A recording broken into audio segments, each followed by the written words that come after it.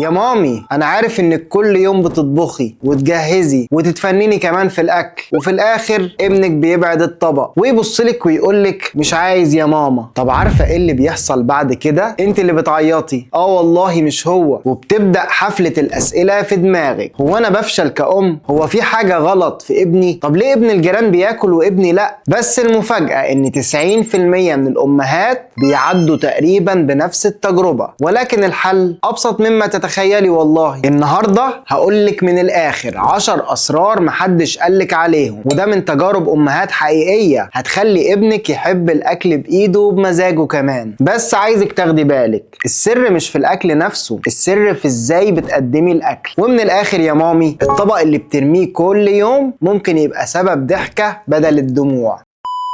السلام عليكم، أنا دكتور حسام طبيب أطفال، وهنا بقدم لك معلومة تهمك وتهم طفلك. ما تنسوش تشتركوا في القناة وتفعلوا زر الجرس. تابعوا الفيديو ده للآخر. النصيحة الأولى: وقت الأكل المثالي هو مفتاح البداية. وهنا يجي السؤال اللي بيدور في دماغك: ليه الوقت المثالي في تقديم الأكل مهم؟ لأن بكل بساطة الطفل مزاجه بيتغير بسرعة، ولو قدمت الأكل في وقت غلط الطفل هيبقى مش مركز ومش جعان أصلا، وهتدخلي في مقاومة من قبل ما نبدأ كمان. وهنا يجي السؤال التاني اللي هيدور في دماغك: ايه الوقت الصح على حسب العمر؟ خليني اقولك، لو ابنك بيرضع ما تقدملوش الاكل بعد الرضاعة مباشرة، استني ساعة كده على الاقل عشان يبقى جعان ومستعد يدوق فعلا. وخليني اضيفلك كمان، ما تقدميش اكل قبل النوم مباشرة، اديله وقت يصحصح ويتفاعل قبل ما تقدمي الاكل. طيب لو فات على صحيانه اكتر من 2.5 او 3 ساعات ممكن يكون بدأ يتعب، وساعتها برضه هيرفض الاكل حتى لو جعان.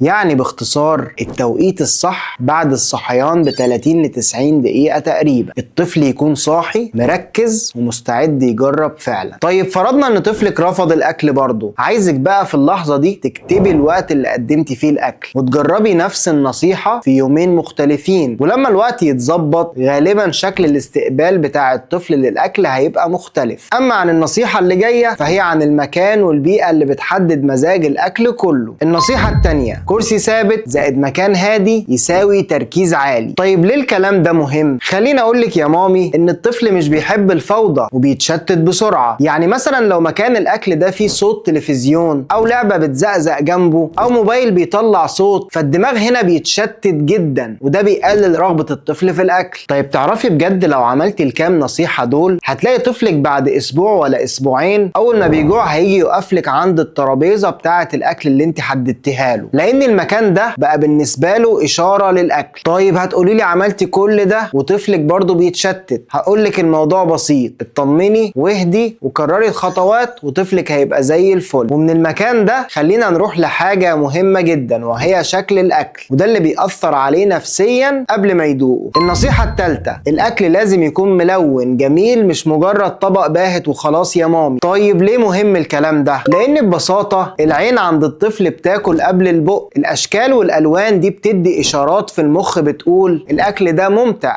خليني اجرب. وهنا خلينا اديكي شويه امثله. عارفه الجزر والبطاطس؟ بعد ما تسلقيهم وتهرسيهم اعجنيهم ببعض وبعد كده قطعيهم بقطعه النجوم. طيب عارفه الرز؟ نفس القصه، ابداي كوري الرز ده في صوره كور كده شكلها حلو. اما بالنسبه للخضار، خلي الخضار كده جنب بعضه بالوان مختلفه تجذب العين. ولو طفلك ده كبير شويه وعارف شكل اسمه ممكن كمان تعملي له اسمه بالاكل ده. وصدقيني يا مامي، طفلك اللي كان رافض الفلفل الاخضر ده لوحده هيقبله اول ما تحطيه مع فلفل الوان وتعملي له بيه شكل ملون جميل. هتتفاجئي ان طفلك فعلا قرب وبيدوق لوحده. ومن الشكل الجميل تعالوا ننتقل لطريقه التقديم النفسي اللي بتهيئ الطفل للاكل. النصيحه الرابعه: الكلام التمهيدي قبل الاكل. عايزك تبداي القصه قبل الطبق. والكلام ده ليه مهم؟ لان الطفل مش بس بياكل، ده بيشخص الحاله الاول في دماغه قبل الاكل. وعشان كده يا مامي عايزك تقولي له شويه جمل تمهيديه مشجعه. يلا يا بطل، النهارده عندنا اكل جديد شبه النجوم. طب شايف الاكله دي معموله مخصوص عشانك؟ جاهز تكسر البطيخه وتكتشف جواها ايه؟ طيب سمعتي بالام اللي كانت كل مره تربط الاكل بلعبه بيحبها طفلها؟ يعني مثلا تقول له هات الكوره الاول وبعدين تعالى ناكل. طب تفتكروا ايه اللي حصل؟ الولد ربط الكوره بالمتعه والاكل بالضغط، فلما الام دي غيرت الجملة وبدأت تقول تعالى نكتشف الاكلة الجديدة دي سوا، بص شكلها عامل ازاي، شكلها زي الكورة اللي بتحبها، الطفل هنا بدأ يتفاعل وبدأ يقرب من الطبق بدون ما يحس انه مجبر. هتقولي يا دكتور بعمل كل ده ومفيش نتيجة. هقولك مفيش نتيجة بتظهر من اول مرة، كل اللي عليكي كرري نفس الكلام كل يوم وصدقيني هتلاقي نتيجة هتبهرك. النصيحة الخامسة، ما تضغطيش على طفلك وما تجبريهوش على الاكل. طيب وليه مهم الكلام ده؟ ان الضغط بيخلي الطفل يربط الاكل بالتوتر، ومن هنا هتلاقي الطفل بيهرب بسرعة ومش عايز يقعد على الاكل. طب ازاي تتجنبي الضغط يا مامي؟ من فضلك ما تعيطيش وما تجريش وراه بالطبق، ما تعمليش مشكلة وما تقارنيهوش بحد. في كل مرة الطفل يرفض فيها الاكل قولي ولا يهمك نحاول بعد شوية. طب سمعتي بالام اللي كانت كل شوية بتتعصب على طفلها وتقول له ليه ما بتاكلش زي ابن خالتك؟ نفس الام دي لما بدأت تقول لطفلها تعالى نحاول مع بعض مفيش مشكلة، قلب الطفل الصغير اتغير وبدأ ياكل اكتر كمان. هتقولي لي ابنك اول ما بيشوف الاكل بيصرخ. هقولك استني دقيقة واحدة وبعدين قدمي له لقمة كده بكل حب وهدوء. والله يا مامي ده اهدى مليون مرة من السويت فيه. ومن الهدوء ده تعالوا ننتقل لاشراك الطفل عمليا في الاكل. النصيحة السادسة،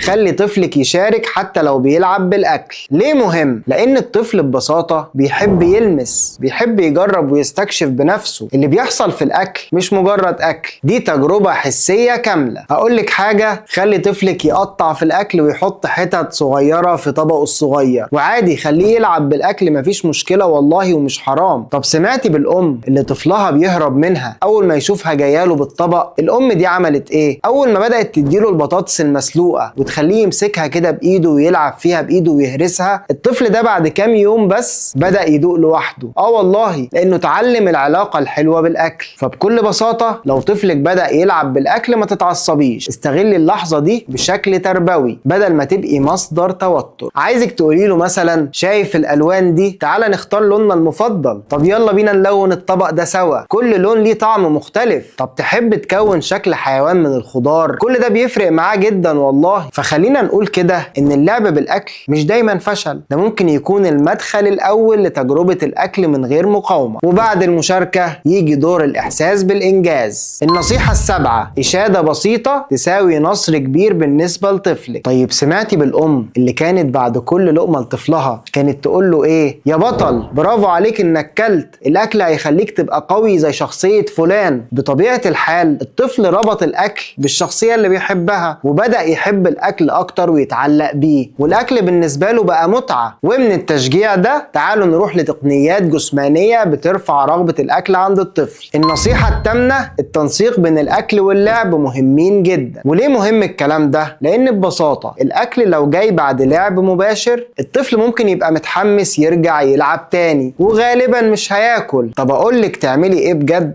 سيبي طفلك يلعب لعب هادي من 10 ل 15 دقيقة، وبعد كده قبل الأكل اعملي لحظة هدوء كده بينك وبينه، اتكلمي معاه قوليله يلا يا بطل نشوف هنجرب ايه النهاردة، وبعدها دخلي الأكل بكل هدوء وابتسامة. وهنا هجاوبك على السؤال اللي في بالك، ليه الموضوع ده مهم؟ لأن اللعب بيخلي الطفل يفرغ طاقته، واللحظة الهادية اللي بعدها بتهدي جهازه العصبي، وده بيخلي جسمه وعقله مستعدين للأكل من غير توتر أو مقاومة. طيب لو فجأة طفل بدأ يصرخ ويرفض، من فضلك ما تكمليش، وقفي دقيقة ارتاحي شوية وبعد كده ارجعي بهدوء لما يكون جاهز. ومن التركيز ده تعالوا ننتقل لأهم جزء عملي في كل وجبة، النصيحة التاسعة، قدمي كمية صغيرة وخلي إضافات اختيارية. طب ليه مهم تبدأي بكمية صغيرة؟ لأن ببساطة لو الطفل شاف طبق كبير أو أكل كتير مرة واحدة مخه هيترجمها بعبء.